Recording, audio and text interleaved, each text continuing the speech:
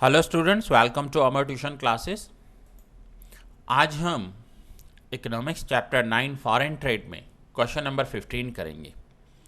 ये आपका last question है एंड लास्ट लेक्चर है। ये चैप्टर फिर पूरा हो जाएगा। सो आइए देखते हैं क्वेश्चन में क्या दिया हुआ है।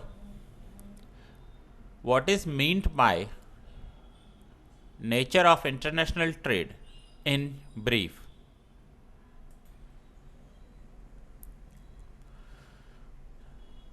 Answer. Nature of international trade means such special features and aspects of trade which gives it a unique identity from other activity. Other activity से इसको unique identity देता है। The nature of international trade is determined by the circumstances affecting trade, policies and laws governing trade. These are now nature of international trade. International trade का जो nature है वो कैसे determine होगा? वो डिटरमाइन होगा बाय सर्कमस्टेंसेस अफेक्टिंग ट्रेड। उस trade को कौन से सर्कमस्टेंसेस अफेक्ट कर रहे हैं, कौन सी पॉलिसीज या गवर्नमेंट रूल्स अफेक्ट कर रहे हैं, और वो सब कौन से हैं, तो वो सब यहाँ पर दिए हुए हैं। ना ये जो 10 पॉइंट्स दिए हुए हैं उसको हर एक को नीचे डिटेल में एक्सप्लेन किया गया है। जैसे फर्स्ट है the geographical and occupational mobility of factors of production is lesser in international trade. तो इस पॉइंट को यहाँ पर डिटेल में एक्सप्लेन किया गया है। सो ये 10 पॉइंट्स हैं, 10 के 10 पॉइंट्स आपको नीचे डिटेल में एक्सप्लेन किए गए हैं। आइए एक एक करके रीड करते हैं और मैं आपको एक्सप्लेन करता जाऊंगा। Now mobility of factor of production is lesser. Mobility that means move करना, एंड फैक्टर ऑफ प्रोडक्शन आप सीख कर रहे हो। 4 फैक्टर ऑफ प्रोडक्शन है: land, labour, capital and entrepreneur.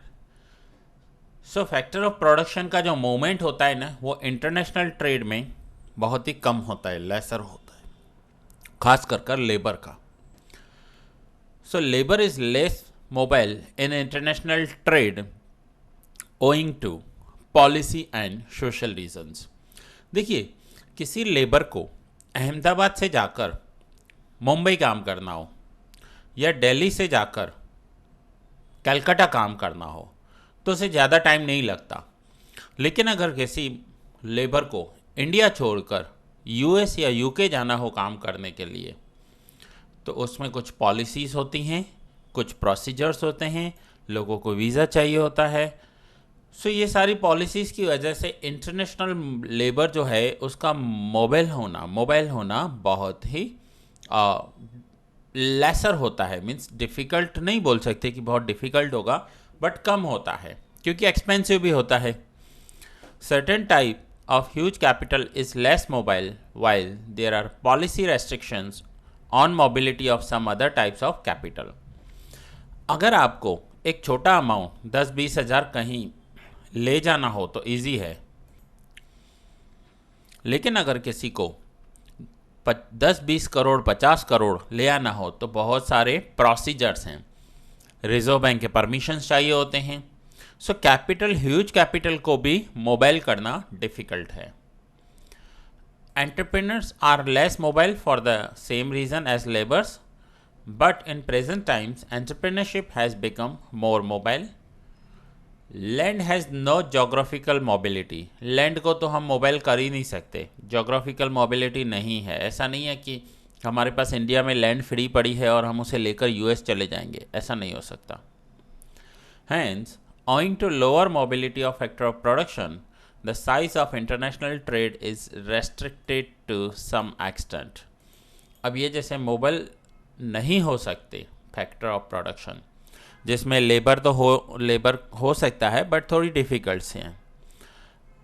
Capital को भी मूव करने की पॉलिसीज़ हैं। एंटरप्रेन्योरशिप एंड लैंड इतना नहीं होते, एंटरप्रेन्योरशिप इतना नहीं होते हैं और लैंड तो बिल्कुल ही नहीं होता। सो ये सारे लिमिटेशंस हैं, रेस्ट्रिक्शंस हैं इंटरनेशनल ट्रेड के। सपोज कीजिए हमें किसी जगह पर बहुत अच्छा प्रॉफिट हो रहा है, हमें वहाँ कैपिटल ले जाना है, हमें वहाँ जाकर बिजनेस करना है, लेकिन उस कंट्री का वीज़ा नहीं मिल रहा है। तो समझ सकते हो आप क्या हो रहा है, पॉलिसीज बीच में आ रही हैं। So now second, trade in many varieties of goods. Large variety of goods and services are made available through international trade so as to satisfy the needs of population with different standards of living and different lifestyle. Variety of goods में trade करना पड़ता है क्योंकि population में हर type के लोग होते हैं, हर स्टैंडर्ड के लोग होते हैं, उन्हें उनके डिफरेंट लाइफस्टाइल होते हैं, उन्हें सेटिस्फाई करने के लिए ये किया जाता है। The very success and prosperity of international trade depends upon variety. For example, in countries where there is scarcity of electricity, there will be greater demand for manually operated machines, while in countries with abundant supply of electricity, there will be greater demand of automatic machines. Now, कुछ countries ऐसी हैं जहाँ पर electricity का shortage है, सो वहाँ पर automatic machines या इलेक्ट्रिक मशीन्स की ज़्यादा डिमांड नहीं होगी। बट कुछ मशीन्स ऐसे हैं जो मैन्युअली ऑपरेट कर सकते हैं, ठीक है, वो वहाँ पर डिमांड होंगे। दूसरी साइड, अगर किसी कंट्री के पास बहुत सारा इलेक्ट्रिसिटी सप्लाई है तो उस कंट्री के लोग डिमांड करेंगे कि उन्हें ऑटोमेटिक मशीन्स प्रोवाइड किए जाएं। Third, more challenging in nature. International trade is more challenging for traders as the environment, language, culture, customs, preference, habits, taste, etc. of people in different countries is also different. देखिए, international trade इतना आसान नहीं होता है। हर country की language अलग है, उनका कल्चर अलग है, उनके customs, preference, habits and taste अलग अलग हैं। ऐसे में हर कंट्री के लोगों को सेटिस्फाई करना डिफ़िकल्ट हो जाता है। Traders have to overcome these barriers in order to trade. अगर उस कंट्री के साथ ट्रेड करना है तो इन सभी बैरियर्स को ओवरकम करना होगा। दैट मीन्स अगर प्रिंटिंग करना है पैकेट तो उनकी लैंग्वेज में प्रिंट करना होगा, उनके कल्चर को ध्यान में रखना होगा। ऐसा ना हो कि किसी के कल्चर में कोई प्रॉब्लम आए, कस्टम्स में प्रॉब्लम आए, उनके रीति रिवाजों में प्रॉब्लम आए, ऐसा कुछ भी हमें नहीं करना है अगर इंटरनेशनल ट्रेड करना है तो। एनीवे, जिस कंट्री के साथ हम ट्रेड करेंगे उस कंट्रीज़ की सारी पॉइंट्स को ध्यान में रखेंगे। सपोज इसका एक और एग्जांपल दे रहा हूँ। सपोज कीजिए कि हम एक प्रोडक्ट बना रहे हैं जो फुली वेजिटेरियन है, लेकिन हम जिस कंट्री में सेल करने जा रहे हैं वहाँ के लोग नॉनवेज ज़्यादा प्रेफरेंस करते हैं। सो उनका प्रेफरेंस नॉनवेज है और हम वेजिटेरियन प्रोडक्ट्स बना रहे हैं, तो क्या होगा, हमारा प्रोडक्ट इतना सक्सेसफुल सेल नहीं होगा। सो हर कंट्री के लोगों के कल्चर्स अलग हुए, प्रेफरेंस अलग है, उनके कस्टम्स अलग हैं, उनके टेस्ट अलग हैं, उन सबको ध्यान में रखकर हमें प्रोडक्ट बनाना होगा। Requirement of diplomatic efforts. For the setting up and development of international trade, the effort of traders solely are not enough. अगर सिर्फ ट्रेडर्स एफर्ट कर रहे हैं तो वो इनफ नहीं होंगे। The government of every nation has to make diplomatic efforts, hold informal meetings, and at the same time nations have to organize trade fairs etc. सिर्फ ट्रेडर्स अगर एफर्ट्स करेंगे तो वो इनफ नहीं होंगे, साथ में गवर्नमेंट को भी आना होगा, गवर्नमेंट को भी हेल्प करनी होगी, अलग अलग टाइप के ट्रेड फेयर करने होंगे। आपको पता हो, अगर गुजरात में ध्यान हो आपको तो वाइब्रेंट गुजरात कर एक फेयर लगाया जाता है जहाँ पर पूरी वर्ल्ड से लोग आते हैं। तो ऐसे ट्रेड फेयर्स होते हैं।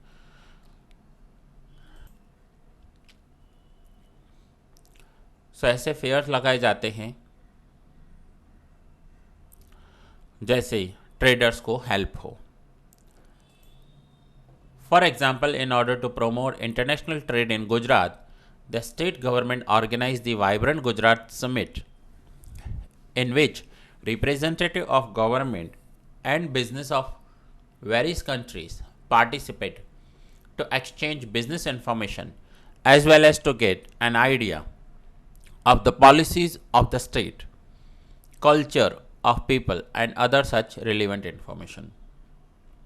वाइब्रेंट गुजरात में इंटरनेशनल लेवल पर लोग आते हैं, एक दूसरे के साथ अपने आइडिया शेयर करते हैं, बिजनेस शेयर करते हैं, पॉलिसी शेयर करते हैं।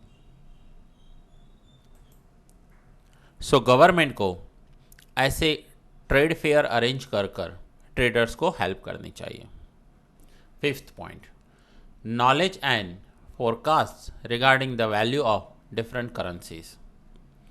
देखिए, अगर हम किसी दूसरी कंट्री के साथ ट्रेड कर रहे हैं तो हमें नॉलेज होना चाहिए उनकी करेंसी का, और हमें टाइम टू टाइम फोरकास्ट करते रहना चाहिए उनकी करेंसी का। अगर उनकी करेंसी में प्राइस फ्लक्चुएट हो रहा है, प्राइस अप एंड डाउन हो रहा है, तो हमारा प्रॉफिट भी चेंज हो जाएगा। Payments in international trade are to be made in internationally acceptable currencies and every trading country has to convert her national currency into international currency. जब भी हम इंटरनेशनल ट्रेड करते हैं तो इंटरनेशनली एक्सेप्टेड करेंसी में करना पड़ता है, और हर कंट्री को अपनी लोकल करेंसी को इंटरनेशनल एक्सेप्टेड करेंसी में कन्वर्ट करना होगा। For this, proper information regarding value of various currencies and the changes in their values is essential. और इसके लिए हमें अलग अलग करेंसीज जो भी हैं, वेरियस करेंसीज, उनके वैल्यूज़ का इंफॉर्मेशन होना चाहिए। In foreign currency, if foreign currency is purchased at an expensive rate, then the trader may incur a loss. अगर हमने फॉरेन करेंसी जो है वो एक्सपेंसिव रेट पर परचेज की है तो लॉस हो सकता है हमें।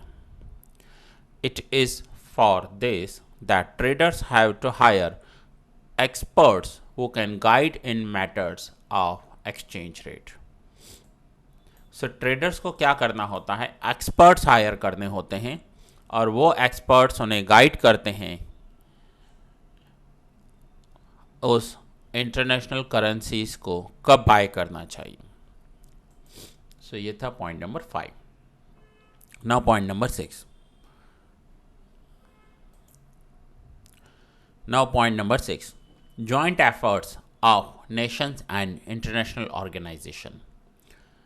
Now कुछ इंटरनेशनल ऑर्गेनाइजेशंस होते हैं, उनके जॉइंट एफर्ट्स की भी ज़रूरत है। Nation and international joint efforts. International trade can develop only with the joint efforts of governments of various countries. Underline कर लो, governments of various countries of the world and of international organizations like World Trade Organization. The political systems of all countries must work towards making their policies more conducive for trade. The social and cultural groups must be open to trade. The industry association must cooperate to enter in trade and enhance trade and so on. अलग अलग countries की governments को must work, देखो क्या लिखा हुआ है, the political system of all countries must work towards making their policies. Policies को ऐसा बनाना चाहिए जैसे दोनों कंट्री के ट्रेडर्स या अलग अलग कंट्री के ट्रेडर्स एक दूसरे के पास जाकर बिजनेस कर सकें। ऐसी इजी पॉलिसीज होनी चाहिए, एक दूसरे को कोऑपरेट करना चाहिए, और ऐसे ही तो हमारा इंटरनेशनल ट्रेड इंक्रीज होगा। Point number 7, impact of political and social ideologies. The size and direction of international trade is greatly influenced by the political and social events taking place in the world. For example, trade relations between nations get disturbed owing to events like World War. On the other hand, if leaders of the world engage in promoting trade, then nations are diverted away from war and world trade increases. देखिए क्या होगा कि अगर हमें relations अच्छे रखने हैं एक दूसरे के साथ, तो एक दूसरे को हेल्पफुल रहना है। ऐसा नहीं होगा कि एक तरफ वर्ल्ड वॉर चल रहा हो, नेशंस बिजी हों वर्ल्ड वॉर में, और दूसरी तरफ बिजनेस करेंगे। अगर हमें अपने किसी पड़ोसी के साथ, पड़ोसी का मतलब है जो हमारा नेबर कंट्री है, नियर बाय कंट्रीज हैं, उनके साथ बिजनेस करना है तो उनके साथ रिलेशंस अच्छे होने चाहिए। ऐसा नहीं होगा हम उनके साथ वॉर भी करेंगे, हम उनके साथ बिजनेस भी करेंगे, ऐसा नहीं होगा। Point number 8, vast scale. The scale of international trade is vast as it involves several countries, several varieties of goods, several rules, international organizations, etc. So, scale of international trade जो है वो बहुत ही vast scale है। बहुत सारी countries involve होती हैं, variety of goods involve होते हैं, बहुत सारे रूल्स होते हैं, हर कंट्री के रूल्स अलग होंगे। छोटे से छोटी बात का भी ध्यान रखना पड़ता है। मैंने आपको बताया एक पैकिंग करते वक्त भी ध्यान रखना पड़ता है। हाँ, ऐसा कोई प्रोडक्ट नहीं हो जो हमने अपने प्रोडक्ट को बनाने के लिए as a raw material use किया हो और वो सामने वाले की कंट्री में प्रोहिबिटेड हो। हर एक बात को ध्यान में रखकर वो प्रोडक्ट बनाया जाता है। 9th, involves more permissions and taxes. ये पॉइंट हम ऑलरेडी ऊपर कर आए हैं। जब हम इंटरनेशनल ट्रेड करते हैं तो हमें बहुत सारे परमिशंस की ज़रूरत होती है एंड बहुत सारे टैक्सेस पे करने पड़ते हैं। जैसे हमारी कंट्री में जीएसटी है, सामने वाले की कंट्री में क्या होगा हमें वो समझना पड़ेगा। बहुत सारे परमिशंस भी लेने होंगे। देखिए सेकंड पॉइंट रीड कर रहा हूँ। They have to clear procedures regarding tradable goods and quality of goods. हाँ, हम जब गुड्स बेचते हैं तो उनकी क्वालिटी में कोई चेंज नहीं होना चाहिए, क्वालिटी वैसे के वैसे ही रहनी चाहिए। क्लियर द कस्टम प्रोसीजर्स, ये हर कंट्री के अलग अलग होते हैं। Fulfil the requirements of international freight and transport procedures. ऐसा ना हो कि हम ट्रांसपोर्ट करें और वो प्रोडक्ट ट्रांसपोर्ट में ख़राब हो जाए या ट्रांसपोर्ट प्रोसीजर्स उनके अलग हों। The quality test for different countries. Food and drug quality test for different countries are different. हर कंट्री के food and drug quality control अलग अलग होते हैं। उनकी कंट्री के हिसाब से हमें प्रोडक्ट को प्रेजेंट करना होता है। ये बहुत सारे प्रोसीजर्स हैं, परमिशंस हैं, टैक्सेस हैं, ये पे करने पड़ते हैं। Now last point is 10th, involves higher degree of competition. ये पॉइंट भी हमारा ऑलरेडी कवर हो चुका है ऊपर। हायर डिग्री ऑफ कंपटीशन का मतलब होता है कि जब हम कोई प्रोडक्ट गुजरात में सेल करते हैं तो गुजरात के जो सेलर्स हैं उनके साथ कंपटीशन करनी होगी। अगर हम कोई प्रोडक्ट इंडिया लेवल पर सेल करते हैं तो इंडिया लेवल पर जो भी उस प्रोडक्ट को सेल करने वाले लोग होंगे उनके साथ हमें compete करना पड़ेगा। लेकिन अगर कोई प्रोडक्ट हम इंटरनेशनल लेवल पर सेल करते हैं, सपोज़ करो कि हम कोई प्रोडक्ट यहाँ से सेल कर रहे हैं अमेरिका में। यहाँ पर हमने कोई ड्रेसेस बनाए, कोई भी फूड प्रोडक्ट बनाया, उसे हम अमेरिका सेल करने गए। तो अमेरिका में सेल करने गए तो वहाँ पर चाइना के सेलर्स भी आए होंगे, वहाँ पर सिंगापुर के सेलर्स भी आए होंगे। वहाँ पर जो कंपटीशन होगा वो हायर डिग्री कंपटीशन होगा। ऐसा नहीं होगा कि आपको गुजरात लेवल पर compete करना है या इंडिया लेवल पर compete करना है, आपको इंटरनेशनल लेवल पर compete करना है। और इंटरनेशनल लेवल पर compete करने के लिए हमारा प्रोडक्ट अच्छी क्वालिटी का होना चाहिए, हमारा प्राइस रिजनेबल होना चाहिए। वहाँ पर जो सेलर्स होंगे वो अलग अलग कंट्रीज से आए हुए बेस्ट सेलर्स होंगे और उनके साथ हमें कंपटीशन करना होगा। जो कंपटीशन होगा वो हायर डिग्री का होगा।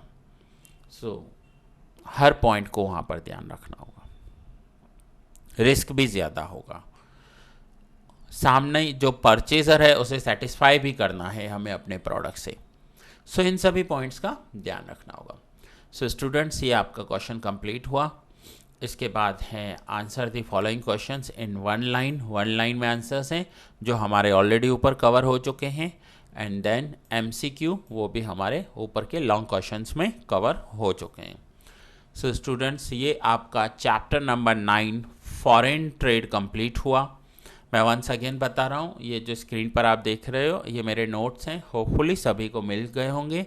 अगर आपको नोट्स नहीं मिले हैं तो आप मुझे इस नंबर पर कांटेक्ट कीजिए। सो दैट्स इट स्टूडेंट्स, ये लेक्चर मैं यहाँ ही पूरा कर रहा हूँ। मिलते हैं नेक्स्ट लेक्चर में न्यू चैप्टर के साथ।